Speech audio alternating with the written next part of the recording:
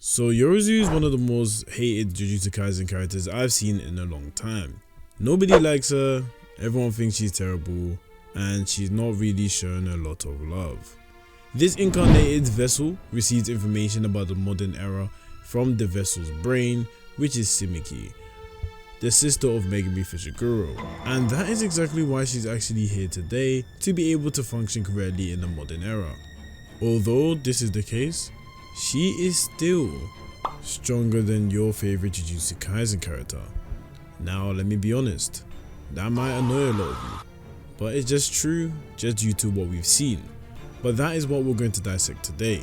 Usu! What's up guys, my name is JXL here. If you haven't already, make sure you leave a like, subscribe if you're new. Now let's go and find out how strong and how great is Yorozu. So the first time we end up seeing Yorozu is when she is meeting Megumi. This is an act. This is something that she shows to try and make Megumi believe that he is still in contact with his sister. But unfortunately that was far from the truth. So what actually occurred? She played Megumi. Jujutsu sorcerers from the past have memories of the modern day sorcerers that they are within.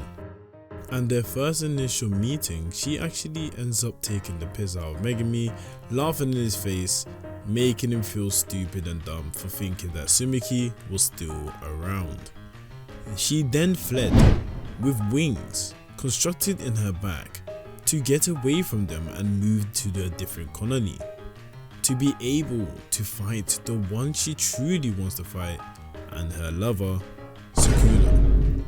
But what was she going to fight Sukuna with, and how did she end up flying with wings? The answer to that is the fact that Yorozu is able to replicate any substance to which she has knowledge of with enough practice. That actually equates to her being extremely intelligent, and that is what is required when you're using a technique similar to her. She's pretty much, in other words, an amped up Mai. She was stated in no way to be inferior to the strongest sorcerers in the high-end era. The only problem was cursed energy consumption, which was difficult for her to contain and use efficiently. This led to her being put in more difficult predicaments. If she was a person that stayed within the modern era to study, she might actually become one of the strongest sorcerers we actually know of, full stop. Just due to the fact that there's so much information available, especially in the modern era. Maybe not much stronger than Gojo and Sukuna, but definitely up there. So this use and ability of the curse construction is now being utilized efficiently. But how on earth does she use it to its maximum potential? Because Maya uses it as a bullet. So what is her best way of getting around that? She uses it by studying insects to be able to use the cursed energy more efficiently, which is one of her weaknesses. So she wanted to make sure that her weaknesses are very limited to the highest degree, and being able to create something that exerts little cursed energy but with a lot of physical output. So what exactly did she look at to be able to see this? Now from what we know, the insect she looked at was the hornet, and the hornet had armor which actually helped her later on in the fight. You'll see that soon. They minimize energy spent and exhibit crazy strength, jumping power and speed. She was in a clan that allowed her to stand shoulder to shoulder with the group led by Yoro. That actually explains a lot as to how powerful and how efficient her ability to use this technique actually was. This is what she was able to do with the encyclopedia and books available at the high-end era. That's why I'm saying if she was within the modern day, she probably would be one of the strongest, if not the strongest. This leads to Yorozu admitting and believing that the technique that she's using of the curse construction is now at its pinnacle. It can't be any better than this. There's nothing else that can be done for it to improve. So she's maxed out all stats, letting her be the best curse construction user alive. Now let's actually look at the feats that she's shown to us for us to determine how strong she really is. And when I mean by feats, it could be due to the narrative reasoning or things that she's actually done. So let's go ahead and check that out. Now to determine it, let's look at the high-end era first of all. As I mentioned before, she was able to go shoulder to shoulder with Yoro's group. by herself. This is an impressive feat which allowed her to get into the Fujiwara clan, but let's actually analyze it a little bit more. She definitely was able to handle these people herself, especially due to the fact that we now know Yorozu told us, and it seems like insects is something that she hates. That's why Kuroshi was a big problem for her. So maybe she knows that just due to the fact that fighting somebody like Yorozu allowed her to have more knowledge about what her weaknesses and strengths are when it comes to battle. This allowed the door for Yorozu to be able to enter the Fujiwara clan because this feat was so impressive. That made her a rare specimen. And within the fight against Sukuna, she did mention the word peerless. Peerless meaning that you have no rivals. So a lot of opponents in the Heian era, pretty much all the opponents she's ever faced in the Heian era, never even stood close to her. That is why she is so fascinated with Sukuna to this degree. As if Sukuna has not been there all this time and she's finally found her purpose and her reasoning to be alive. She has found excitement elsewhere, but you know what happens later on. But 100% she feared nobody. Now let's look at the current events of Sukuna and Yorozu. When it occurred, Yorozu was told she had to take Sukuna's dead body if she wanted to be able to marry him. Sukuna said losing is going to feel like you might as well just kill me, because what's the point of living from then? And that was her opportunity to say, okay, we can get married, we can do this, we can do that. And she also mentioned destroying 3 villages. That seems like nothing that's a problem to her, especially due to the fact she might have to do it herself, and most likely she would do it herself knowingly, because Sukuna would be dead.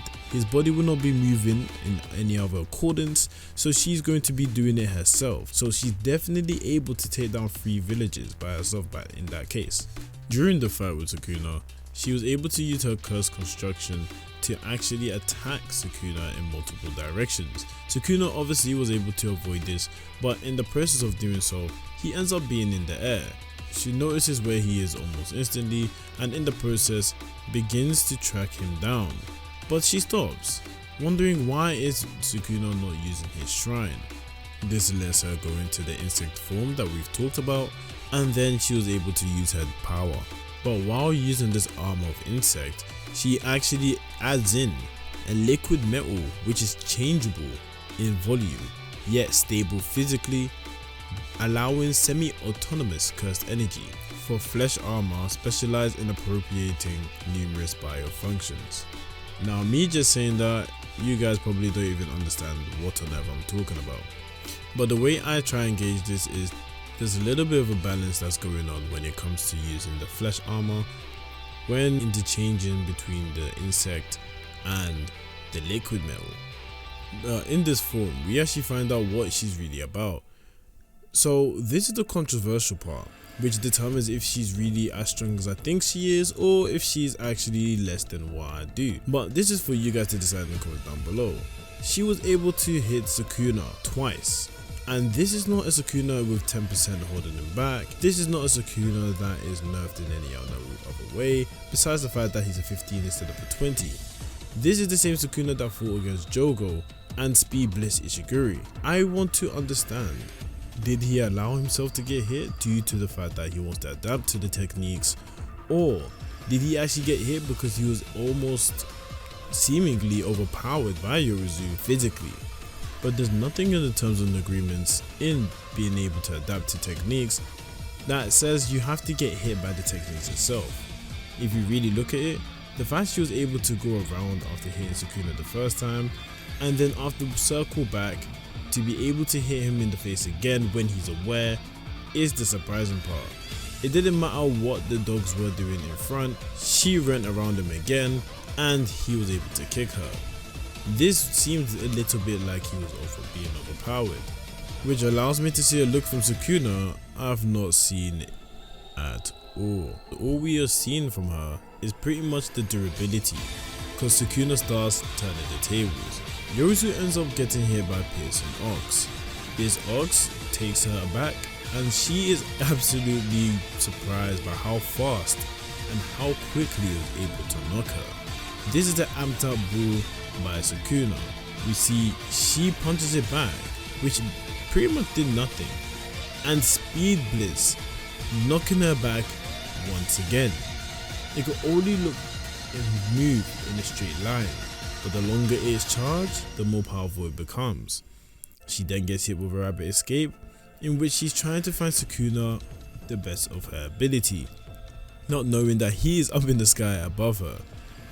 Now, Sukuna, being the bastard that he is, drops an elephant, max elephant, enhanced maxed out max elephant on top of Yorozu when she least expected it, and that was GG's. All her armor was completely gone. So that was the pinnacle of her durability.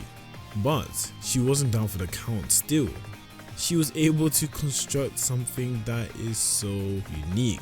Now let me explain to you why Yorozu is most definitely built different and would be most likely a lot of your favorite Jujutsu Kaisen characters. In the High-End era, they described her to be as bad barbarian, just as bad as Sukuna, giving her a title to how much of a menace she is. There was so many people in the High-End era that could be problematic, but to compare her to Sukuna is quite ludicrous. But that's not the main point. The main point is she has a lot more in the locker. So what we see is that she forms a perfect sphere, and in line with that casts out a domain expansion. The perfect sphere is said to be impossible to create. This is due to such objects having an infinitely small point of contact, which generates infinite pressure along its surface. The ability of this move, if it touches Sukuna, he will disappear and vanish. It is impossible to grasp, deflect, and having a domain expansion, which is a sure hit, a guaranteed hit at that.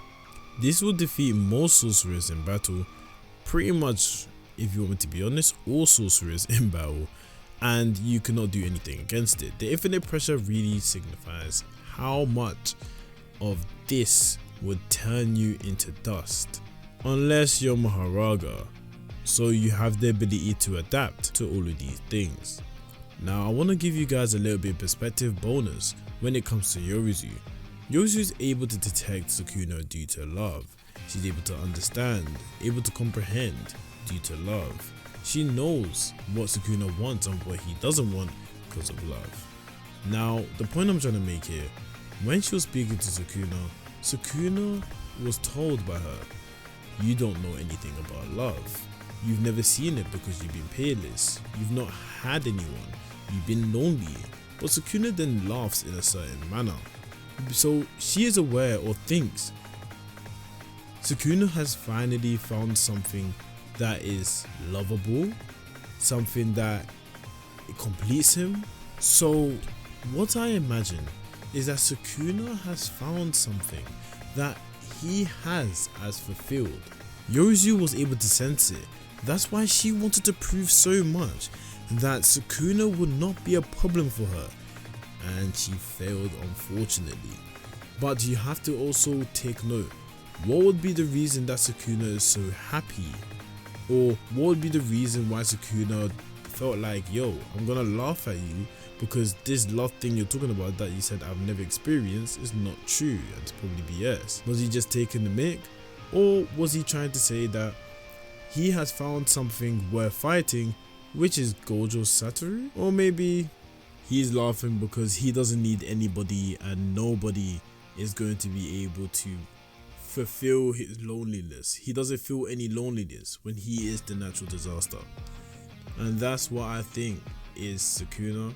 And that's pretty much the end of the video. I think Yorozu is a very interesting character. We do see a lot of things about her that could be seen as annoying, but overall, I don't think she's a bad character. In fact, I kind of liked her as a character. I know it's a bit against the grain, but that's kind of my honest opinion about her. What do you guys fully think in the comments down below? Is she the most hated, the most annoying? Do you think she's stronger than you actually thought before you watched this video, etc, etc. Anyway, as I say to new old people, come and visit my channel. Jana.